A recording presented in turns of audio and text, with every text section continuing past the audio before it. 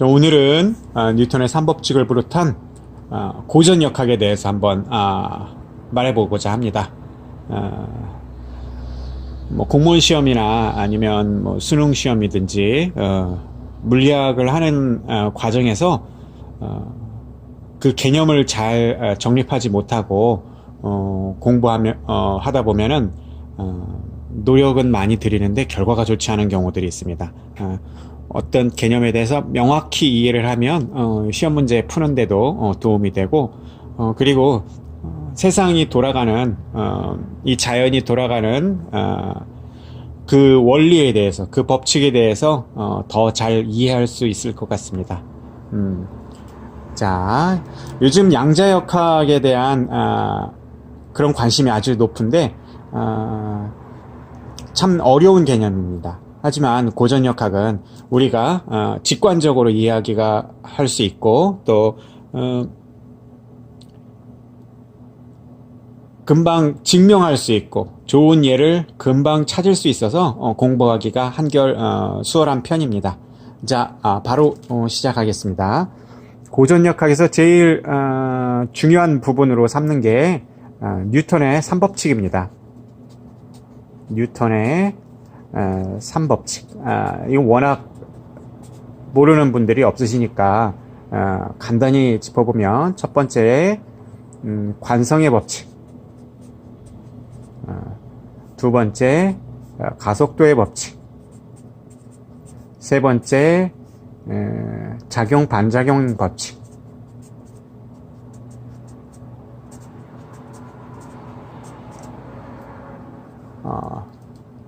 이 세 법칙은 말 그대로 법칙입니다. 뉴턴을 비롯한 많은 과학자들이 계속 관찰을 한 겁니다. 관찰. 1000번 관찰하고 10,000번 관찰하고 100,000번 관찰하고 이렇게 관찰하는 과정에서 예외가 없이 일어나는 일들이다라는 것을 찾아낸 것입니다. 왜 관성이 존재하고 가속도가 존재하고 작용 반작용이 존재하는지는 아무도 모릅니다. 오직 신만이 알고, 그 인간은 이 법칙을 발견하고 이해하고 이용할 뿐입니다. 그래서 왜 그런지에 대해서는 어느 누구도 답해 줄 수 없습니다. 그냥 법칙입니다. 자연이 가지고 있는 특징이라고 할 수 있습니다. 자, 그렇게 이해하고 첫 번째 관성의 법칙부터 얘기해 보도록 하겠습니다. 이너시아라고 하죠. 관성의 법칙. 흔히 드는 예로 자동차가 막 달리다가 스탑 했는데 여기 있는 손잡이가 평화롭게 있다가 스탑 하면 이게 앞으로 쭉 밀리죠. 또 사람이 평화롭게 서 있다가 스탑 하면 앞으로 넘어지려고 그러고. 관성의 법칙에 대해서는 두 가지, 뭐 사실 한 가지인데 그걸 두 가지로 나누어서 생각해 보면, 정지한 물체는 계속 정지하려고 한다. 그리고 움직이는 물체는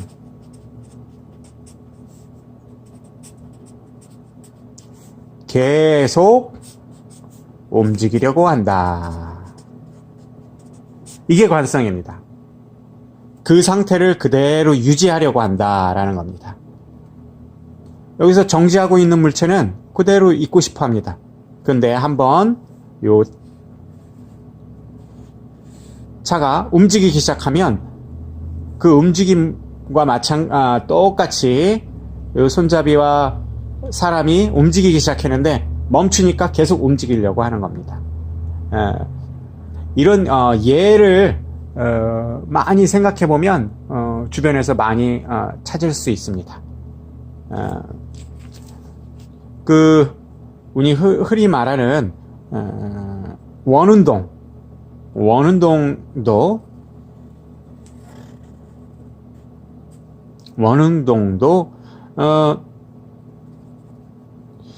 일종의 관성과 구심력이 이루는 운동이라고 할 수 있겠습니다. 흔히들 많은 경우에 여기 원심력이라는 말을 쓰는데 원심력은 이 돌아가는 우주선이라고 하겠습니다. 우주선 안에 있는 사람이 느끼는 힘입니다. 자기가 원운동을 하고 있다는 사실을 모르고 우주선 안에서 느낄 수 있는 힘을 원심력이라고 할 수 있겠습니다. 바깥으로, 원이 바깥쪽이라는 뜻이니까, 먼 쪽이라는 뜻이니까 바깥쪽으로 나가려는 힘이 계속 자기한테 작용하는 것처럼 느껴지는 겁니다. 그게 이제 원심력이라고 하겠습니다. 상대 좌표에 따르면, 이 안에 우주선 좌표에 따르면 원심력이 이렇게 바깥으로 자기한테 작용하는 것처럼 느껴지죠. 이렇게 바깥으로 날아가는 것처럼 보이죠. 하지만 이 원심력, 우주선 안에 있는 좌표가 아니고 밖에서 이 원운동을 관찰하는 사람에겐 이런 원심력이라는 힘은 보이지 않습니다. 단지 이 우주선은 직진하려고 하는 그 관성과 그 관성에 직진하려고 하는 이 우주선을 안쪽에서 중력이 됐든 어떤 로프를 연결해서 그걸 당기는 힘이 됐든 안쪽에 작용하는 이 구심력, 이게 합쳐져서 순간순간 이렇게 순간순간 이렇게 방향을 바꾸는 운동입니다. 그리고 또 중요한 얘기가 있는데,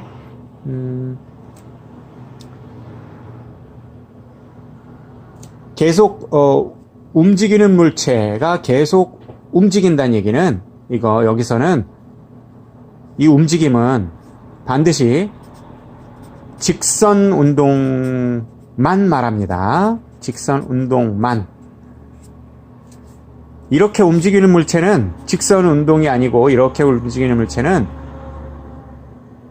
이쪽 방향으로 또는 또 이쪽 방향으로 또는 이쪽 방향으로 끊임없이 힘이 작용하는 운동입니다.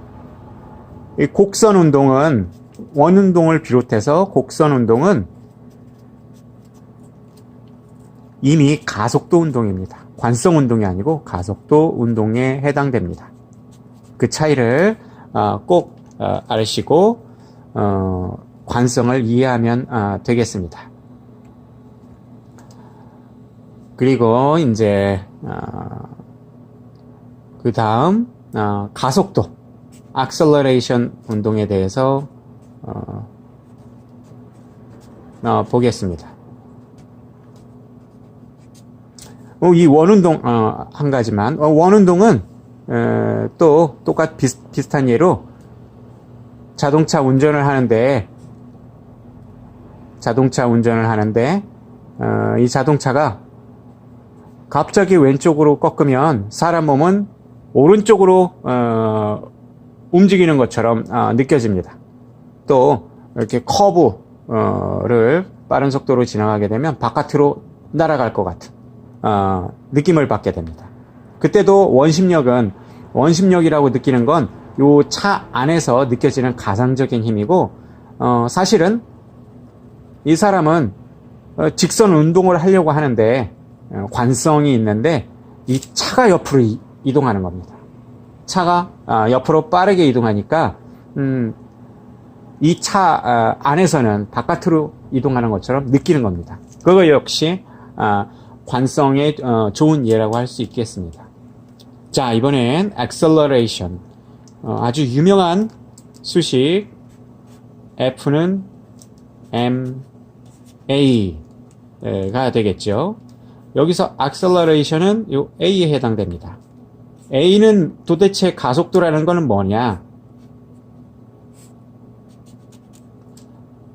가속도라는 거는 어떤 질량을 가진 물체에, 질량이 있는 물체에 힘을 가했을 때 그것이 이동하는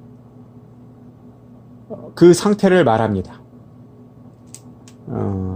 이동을 하는데 어떻게 어떤 속도로 운동을 하느냐, 이동을 하느냐를 밝힌 게 F는 ma입니다. 그렇다면 첫 번째, 가속도가 있으려면 필수적으로 뭐가 있어야 되죠? 힘입니다. 사실 물리는 기본적으로 힘과 어떤 운동 상태를 다루는 학문이었습니다. 지금은 이제 점점 그 범위를 넓혀서 확률, 프랙탈, 그런 것까지 포함하고 자연의 어떤 법칙을 찾는데 그 범위를 확장해 가고 있는데, 원래는 힘과 그 운동 상태를 추적하는 게 전자기장 안에서도 똑같은 개념으로 힘과 그에 따른 운동 상태를 연구하는 학문이었습니다. 하여튼 가속도라는 것은 무조건 힘이 있어야 됩니다. 힘이 없이 가속도가 생기지는 않습니다. 그럼 그 힘은 무엇이냐? 가끔 이렇게 또 착각할 수 있는 그런 내용이 있습니다. 힘. 자,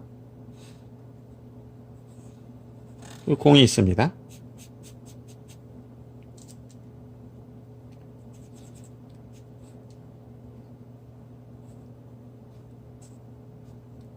사람이 공을 밉니다. 힘을 줍니다. 근데 왜 안 움직이죠? 힘이 있는데? 그러니까 아까 제가 힘이 있으면 반드시 가속도가 생긴다고 했잖아요. 이 힘이라는 거는 물체에 가해지는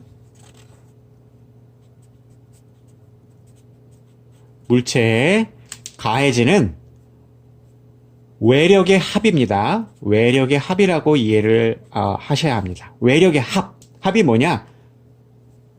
여기를 보면 이렇게 생각할 수가 있죠. 안 움직인다는 이유는, 안 움직인다는 거는 외력의 합이 0이라는 겁니다. 왜 0인가? 이 공에 대해서 작용하는 힘은 보면 우선 지구가 당기고 있겠죠. 또 사람이 밀고 있겠죠. 또 여기 있는 벽이 공을 밀고 있겠죠. 또 이 바닥에 있는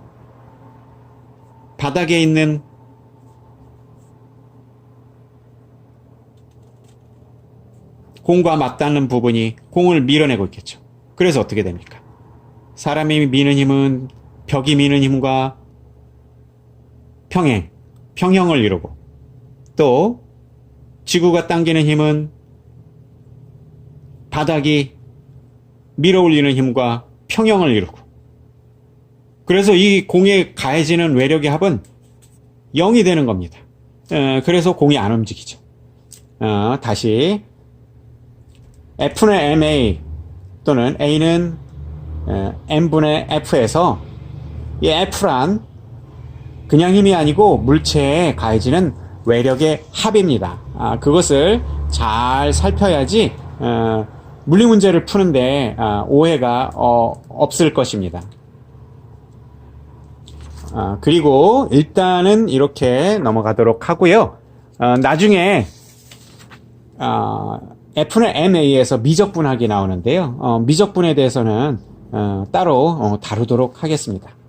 그리고 마지막, 이번에는 가속도와 관성 다음에 있는 작용과 반작용에 대한 얘기입니다.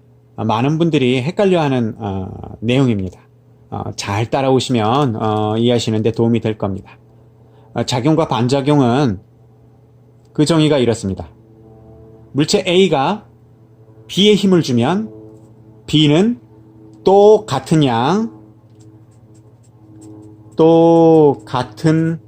양의 힘과 반대 방향,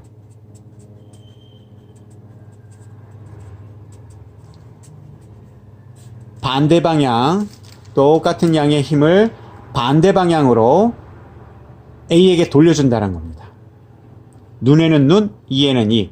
A가 B에게 힘을 가하면 누가? B가 A에게 돌려준다는 겁니다.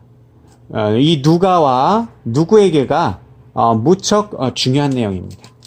이 A하고 B가 지금 줄다리기를 하고 있다고 하겠습니다. 줄다리기를 하고 있으면 A가 당기겠죠? A가 F라는 힘으로 이 줄을 당깁니다.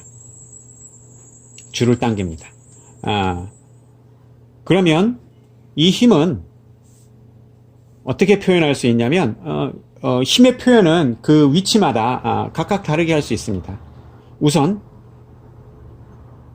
우선 이렇게 생각할 수 있습니다. A하고 B의 관계, 줄은 그냥 도구에 불과하고 힘을 연결해주는 매개체라고 생각하면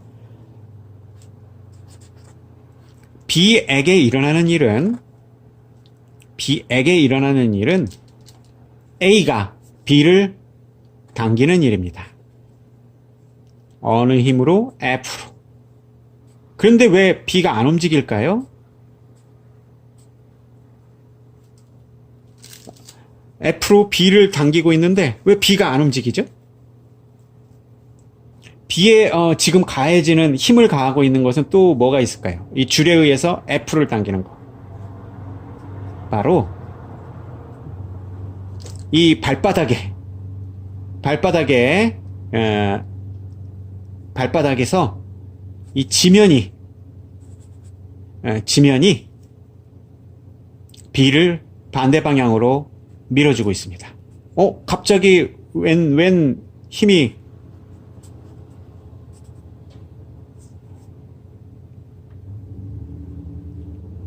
F1이라고 하겠습니다. 힘이 어디서 나타났나요? 이거 역시 B가 땅 바닥을 발로 구르면서 이쪽 방향으로 밀어주기 때문에 그거에 대한 반작용으로 땅이 B를 오른쪽으로 밀어주는 힘입니다. 이렇게 B에 작용하는 힘은 F와 F1이 두 힘이 작용을 해서 만약에 이 힘과 이 힘이 똑같다면 평형을 이루고 B는 움직이지 않을 것입니다. 그런데 만약에 A가 당기는 힘이 B보다 세서 F가 F1보다 커졌을 때 B는 왼쪽으로 움직이게 될 겁니다. 그때는 가속도의 법칙을 따르겠죠. F는 ma를 따라서 운동을 하게 될 겁니다. 좀 이상하죠? B에 가해지는 힘만 기준으로 삼은 겁니다. 그러면 움직이지 않는 이 줄을 한번 볼까요? 줄을 가운데서 이렇게 끊어 보겠습니다. 줄에는 무슨 일이 일어날까요? 첫 번째, A가 줄을 왼쪽으로 당깁니다. F의 힘으로. 근데 이 줄이 움직이지 않는 이유는 뭘까요? 이 줄을 또 B가 당깁니다.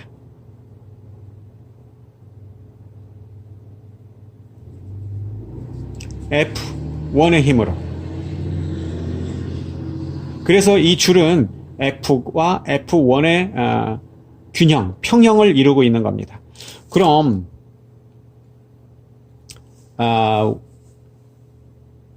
아까 말한 대로 작용 반작용이라고 그랬는데 F를 이렇게 줄을 F의 힘으로 당기면 F를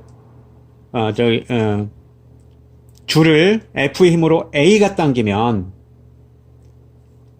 줄을 A가 당기면 A를 줄이 당겨야 되겠죠. 작용과 반작용. 그래서 A에게는 또 F의 힘이 가해지게 됩니다. 여기서 중요한 게 이 작용점입니다. 작용점. 모든 내용에서 중요한 게 작용점입니다. A가 줄을 당기면 A가 줄을 F의 힘으로 당기면 이 작용점은 줄에 있습니다. 그러면 줄은 A를 F의 힘으로 당긴다. 서로 작용점이 다르죠. 이 당기는 힘과 그래서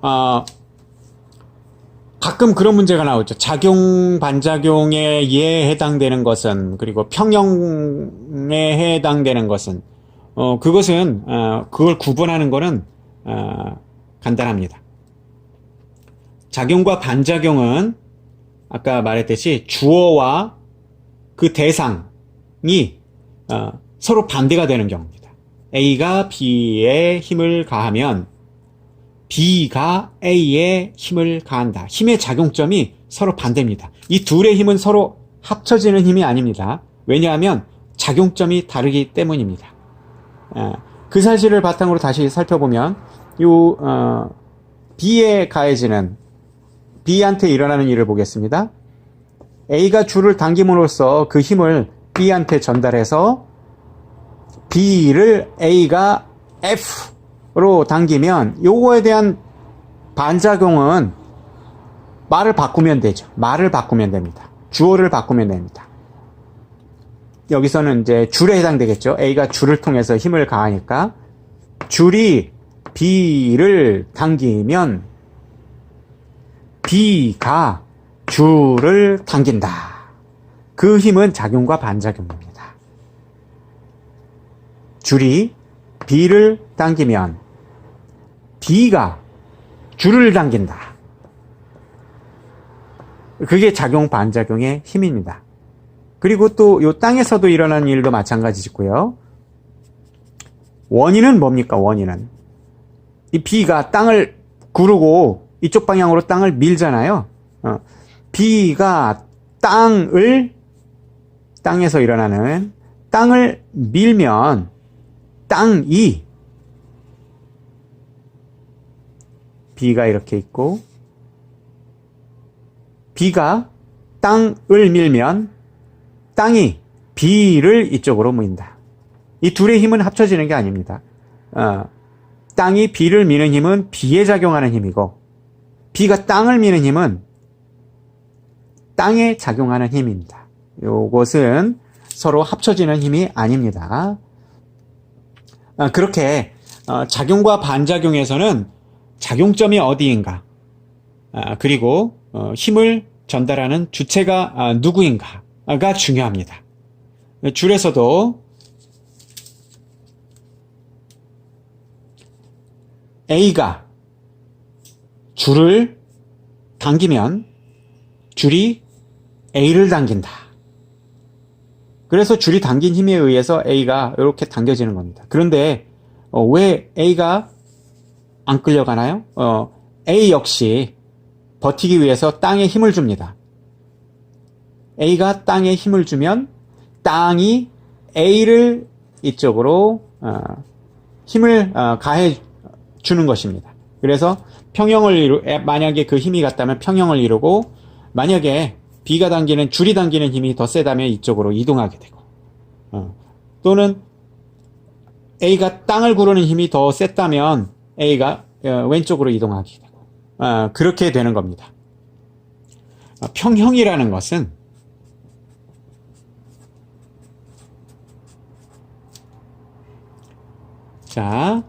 평형이라는 것은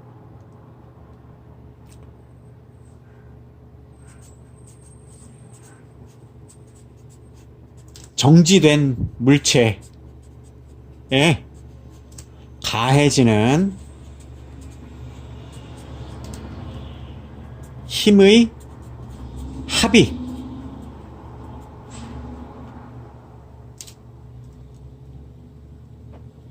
영이다 라는 태를 말합니다. 정지된 물체에 가해지는, 다른 말로 외력이 되겠죠. 외력의 합이 영이다. 그래서 움직이지 않는 거죠. 세상에는 정지된 물체들이 많죠. 파리에 가면 에펠탑 있지 않습니까? 에펠탑.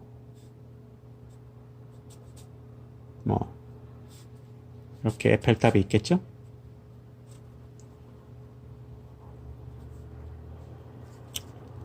에펠탑을 보면 등치는 큰데 정지되어 있습니다. 그러면 이 전체적으로 가해지는 외력의 합이 0이라는 뜻입니다. 평형은 관심이 물체에 있습니다. 어느 물체에, 움직이지 않는 물체에 가해지는 외력의 종류를 다 따져보는 개념입니다. 외력의 합이. 작용과 반작용하고는 다른 개념입니다. 작용과 반작용은 힘을 가하는 주체와 힘을 당하는 주체가 서로 반대가 된다라는 그런 개념입니다. 자, 이 에펠탑에도 작용과 반작용을 살펴볼 수 있고 평형을 살펴볼 수 있습니다. 평형, 에펠탑을 이렇게 삼각형으로 간단히 표현해 보겠습니다. 움직이지 않습니다. 왜? 에펠탑에 가해지는 힘을 분석하고 그 합력이 0이라는 걸 보여주는 게 그 평형을 연구하는 겁니다. 움직이지 않는다. 왜 그럴까? 에펠탑에 가해지는 힘을 상상해보자. 첫 번째, 중력. 에펠탑에는 중력이 있을 것이다. 자, 그렇다면 중력만 작용한다면 힘의 합력이, 외력의 합력이 0이 아니기 때문에 이 에펠탑은 지하로 파고 들어가야 될 겁니다. 그런데 정지되어 있죠. 그 얘기는 뭔가 이 중력에 반대되는 힘이 에펠탑에 작용하고 있다는 겁니다. 살펴보니까 이 바닥에, 땅바닥이 에펠탑을 밀어 올리고 있는 힘을 찾을 수 있습니다. 땅바닥이 에펠탑을 밀어 올리고 있는 힘. 에펠탑에 가해지는 힘입니다. 땅바닥이 에펠탑에, 지구 중력이 에펠탑에. 그 두 힘은 서로 합쳐서 지금 현재 제로가 된 상태입니다. 그렇죠? 그런데 여기서 이제 작용 반작용을 찾아볼 수 있습니다. 평형, 에펠탑에 가해지는 힘은 첫 번째, 중력, 이쪽 방향, 그리고 또 더하기, 그것을 땅이 에펠탑을 미는 힘을 전압력이라고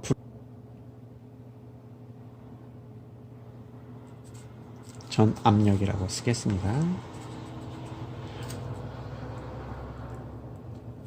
전압력.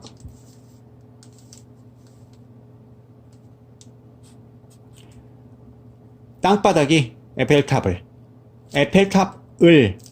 중력이 에펠탑을, 땅바닥이 에펠탑을, 그 대상이 똑같죠. 그 힘은 합칠 수 있는 힘입니다. 합쳐서 그 총량이 재료가 돼서 움직이지 않는 것입니다. 그럼 여기서 작용과 반작용을 찾아보겠습니다. 우선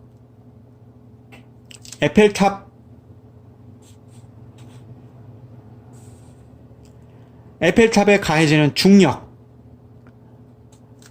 작용과 반작용, 모든 힘은 예외가 없습니다. 모든 힘은 작용을 하면 반작용이 일어납니다. 에펠탑을 지구가 당겼습니다. 그럼 이에 대한 반작용은 뭘까요?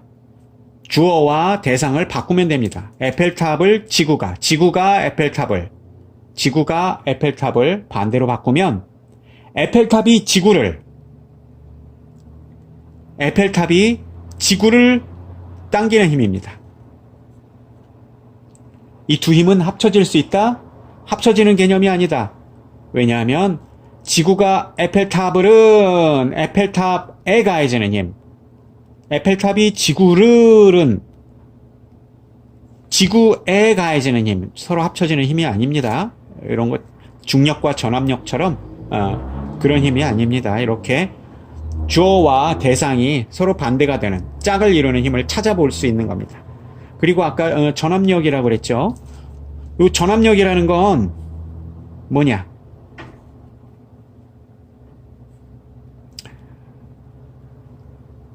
중력에 의해서 에펠탑이 중력의 힘을 얻어서 에펠탑이 지구 땅바닥을 누르는 힘입니다. 에펠탑이 땅바닥을 누르면 땅바닥도 참지 않고 에펠탑을 밀어 올리죠. 에펠탑이 땅바닥을 밀어 올리면 땅바닥이 에펠탑을 밀어 올린다. 그래서 서로 크기는 같고 방향은 반대에 해당하는 그런 작용 반작용의 관계를 보이는 겁니다. 네, 이렇게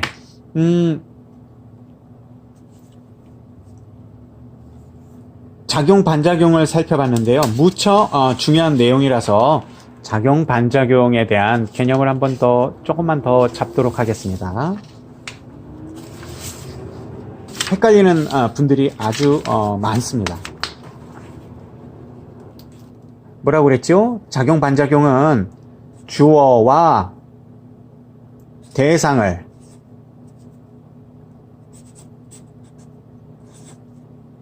바꿔줘야 된다라고 그랬죠.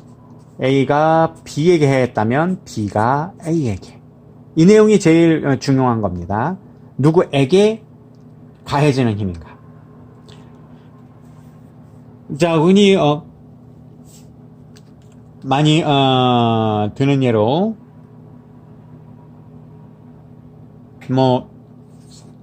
손바닥 부딪히기,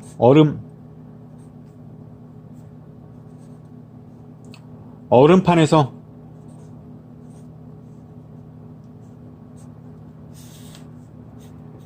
빙판에서 손바닥 부딪히기. A와 B가 있습니다.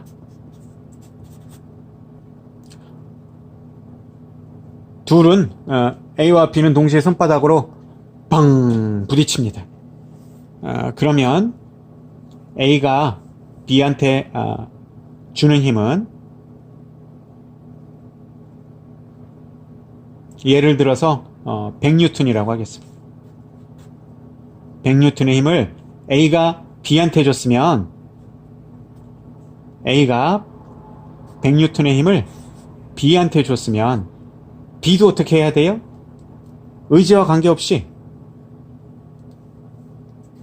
B 역시 100N의 힘을 A에게 전달하게 됩니다.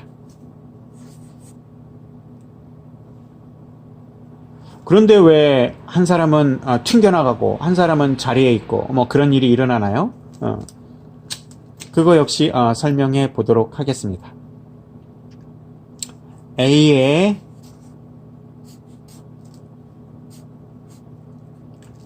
A를 기준으로 생각해 보겠습니다. A가 B를 100N의 힘으로 밀었습니다. A가 힘을 B에 줬죠. 그러면 B가 A에게 자연스럽게 힘을 같은 힘을 반대로 줄 수밖에 없습니다. 그것은 B의 의지와 상관이 없습니다. 자연법칙입니다. 그래서 A에 가해지는 힘은 우선 100N이 되겠습니다. B는 B는 이게 얼음바닥에 다리에 힘을 주지 않고 가만히 있기로 했습니다. 그러면 일어나는 일이 B는 가만히 자발적으로 힘을 주지 않기로 했습니다. 그러면 A가 주는 힘에 의해 A가 B에게 힘을 주면 B는 A에게 힘을 준다. 가 돼서 A는 왼쪽 방향으로 100N의 힘을 받게 되는 겁니다. 자기가 준 힘을 자기가 받는 거죠. 마치 여기에 벽이 서 있는 거랑 마찬가지입니다. 벽에게 100N을 주면 100N의 힘이 A에게, 자기 자신에게 돌아오는 겁니다. 그래서 이 A는 바닥이 미끄러울 경우 왼쪽 방향으로 이동을 하게 되는 거죠. 만약에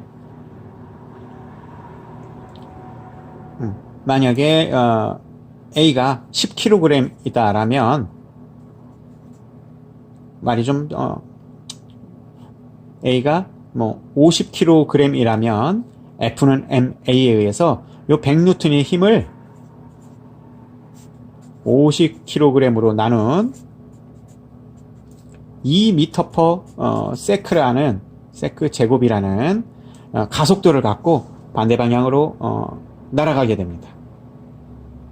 첫 힘 2m/s에 의한 가속도를 받고 한번 가속도를 주고 그리고 나서 힘을 못 주죠. 그러면 첫 가속도가 2m/s이고 순간적으로 2m/s가 되고 그 다음부터 등속 운동을 하게 되는 겁니다. 그런데 실제적으로 등속 운동을 하지 못하는 이유는 얼음바닥의 마찰이나 공기 마찰 때문이겠죠. 그럼 B는 가만히 있는데 무슨 일이 일어날까요? B한테는 A가 준 힘 100 있지 않습니까? 100.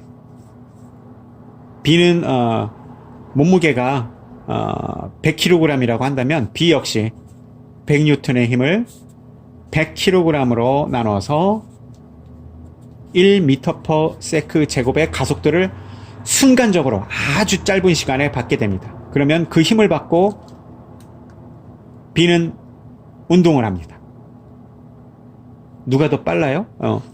A는 2m, 2배 빠른 속도로 초기 운동이 2배 빠른 속도로 왼쪽으로 가게 되고 B는 1m/s 제곱의 힘으로 오른쪽으로 가게 되고 그렇게 되겠죠. 그리고 또 이번에는 A만 힘을 주는 게 아니라 B도 힘을 주는 경우를 생각해 보도록 하겠습니다.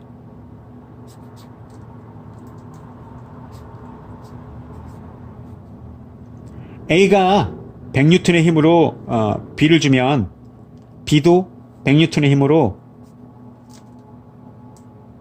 A에게 보복을 한다고 그랬죠.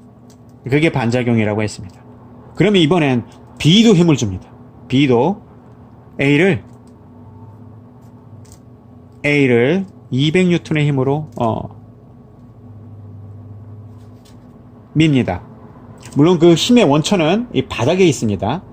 바닥에 지지를 하고 스케이트 날을 90도 방향으로 꺾겠죠.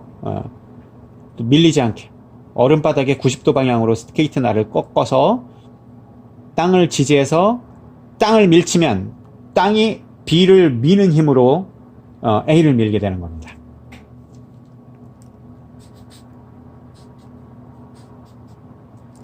그러면 A는 A가 자기가 밀었던 힘 100을 돌려받고 또 B가 가하는 힘 200을 받아서 총합이 300N이 되고 이것을 몸무게 50kg으로 나누면 6m/s 제곱의 힘으로 날아가게 되는 겁니다.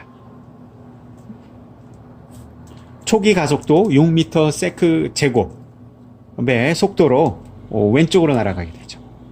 B 역시 A가 준 힘 100에다가 또 자기가 A를 밀어서 그에 대한 반작용으로 A가 B에게 준 힘 200m를 갖게 되고 200N을 갖게 되고 그 총 힘 300N을 몸무게 100kg으로 나누면 3m/s 제곱의 가속도, 초기 가속도를 갖고 오른쪽으로 이동하게 되는 겁니다.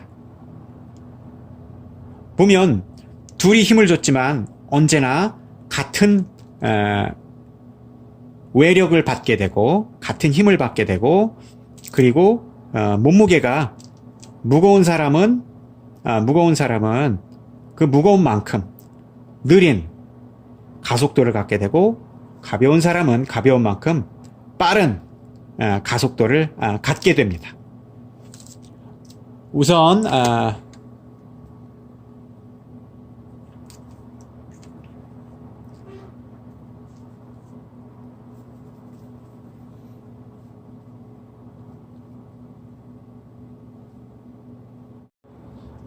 작용 반작용 얘기가 나오면 흔히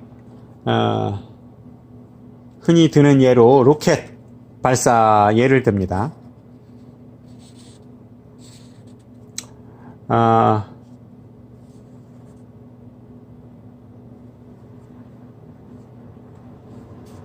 로켓 발사 예를 듭니다. 로켓 안쪽 엔진에서 엄청난 폭발이 일어나죠. 그리고 공기를 내뿜습니다. 뜨거운 열기를 내뿜습니다. 작용과 반작용은 주 문제는 짝이 되는 작용과 반작용의 힘을 찾는 게 주로 이제 물리 시험이나 그런 데서 자주 나오는 그런 형태입니다. 로켓에서 찾아보도록 하겠습니다. 작용과 반작용의 힘은 자연계에서 예외가 없습니다. 언제나 방향은 반대고 크기는 같고. 자, 로켓의 엔진에 불을 붙이지 않으면 로켓은 그대로 있습니다. 아무 일 일어나지 않습니다. 아무 일 일어나지 않는 상태에서 작용과 반작용은 뭘까요? 로켓이 이렇게 서 있고 이 로켓의 무게가 우선은 로켓이 서 있으면 지구가 로켓을 당기겠죠. 지구가 로켓을 당기겠죠.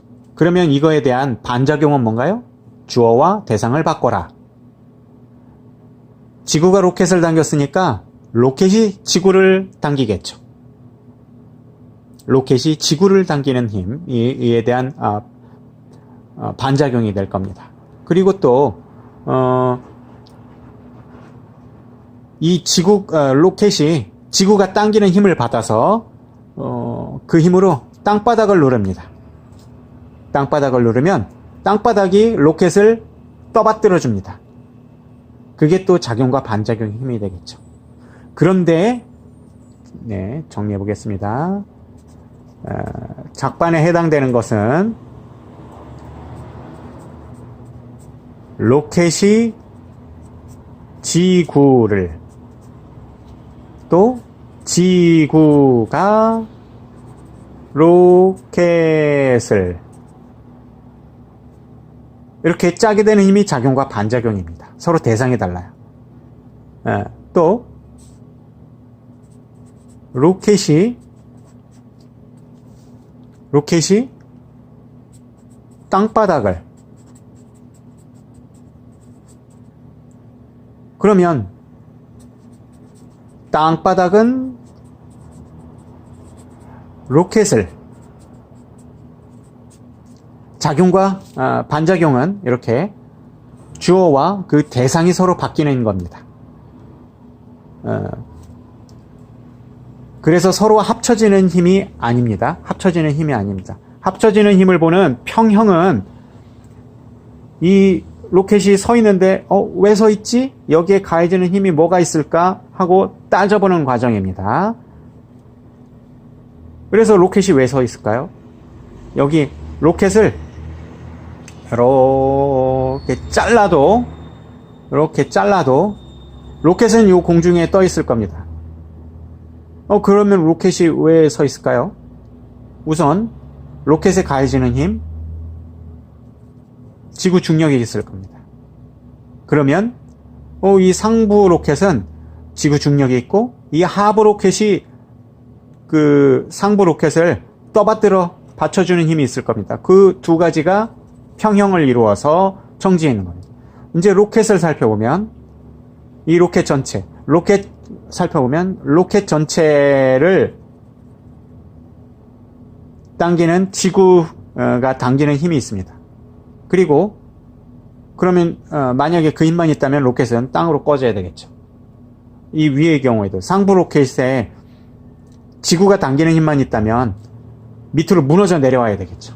그런데 이 로켓 하부가 로켓을 떠받들고 있기 때문에 그 두 힘이 평형을 이루는 겁니다. 이 전체 로켓에서도 지구가 당기고 있는 힘과 이 땅바닥이 땅바닥이 로켓을 밀어 올리고 있는 힘이 평형을 이루고 있는 겁니다. 작용점이 같은 곳에 힘이 작용하는 겁니다. 평형은 작용점이 같은 곳에 작용하는 힘을 합해 놓았을 때 0이 된다. 그러면 그것을 우리가 평형이라 하는 겁니다. 작용 반작용과 전혀 관계가 없는 내용입니다. 그래서 이번에는 로켓이 날아가는 경우를 살펴보겠습니다. 로켓이 왜 날아가게 되는지 보면 그 원인은 작용과 반작용입니다. 우선 로켓 내부를 보면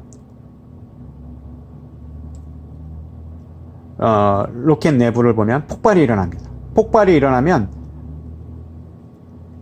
이 내부 안에 각 내부 안에 전부 바깥으로 팽창하는 힘이 일어나겠죠. 그런데 그 힘을 모두 합쳐서 이 위로 올라가는 힘으로 표시를 해 보도록 하겠습니다. 작용과 반작용은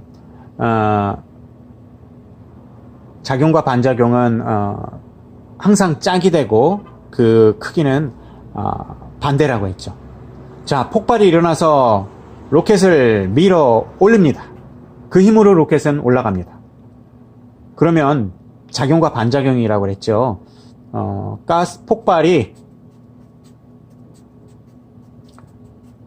폭발하는 가스가 로켓을 밀어 올리는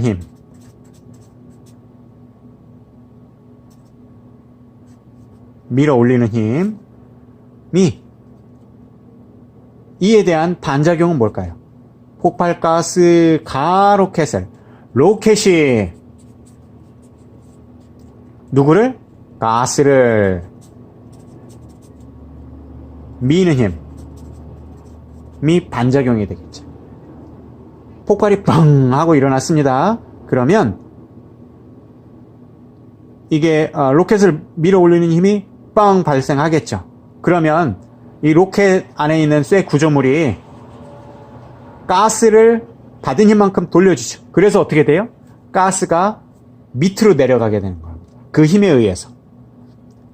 가스가 로켓을 밀어 올리면 로켓이 가스를 밀어서 가스가 아랫방향으로 확 퍼지게 되는 거죠.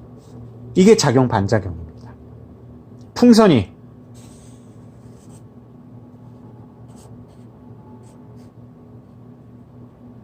바람을 막 불어넣습니다. 바람을 막 불어넣어서 요 풍선 스킨, 풍선 얇은 고무에 장력이 응축되어 있습니다. 얘들은 스프링을 늘어놓은 것처럼 쪼그라들려고 하죠. 그 힘이 이 안에 있는 장력이 공기를 쥐어짭니다. 장력이 풍선이라고 하겠습니다. 풍선이 공기를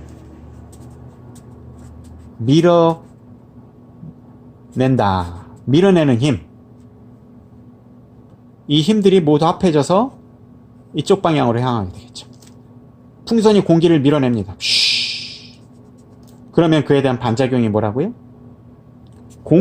안에 있는 공기가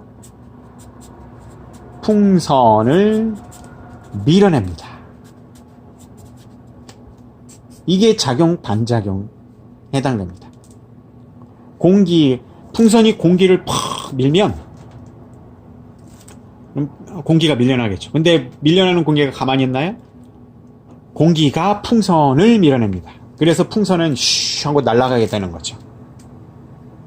작용 반작용은 그 작용점이 서로 상대방에게 있습니다. 그래서 두 힘이 합쳐지는 게 아니에요. 그래서 흔히들 하는 착각이 풍선이 공기를 밀었는데 또 공기가 풍선을 밀잖아요. 그 두 힘이 합쳐지는 거 아닙니까? 아닙니다. 작용점이 서로 반대쪽에 있습니다. 풍선이 공기를, 그래서 공기를 쥐어짜고, 그게 이제 사건 끝. 또 공기가 풍선을 밀어내고, 이게 작용 반작용입니다. 이 풍선이 그래서 움직이게 되는 거죠. 일단 뉴턴의 3법칙은 여기까지 하고 더 필요한 사항이 있으면 추가로 더 올리도록 하겠습니다. 혹시 잘 이해가 안 되는 부분이나 궁금한 점이 있으면 게시판에 올려주시면 제가 친절히 성심성의껏 답변하도록 하겠습니다.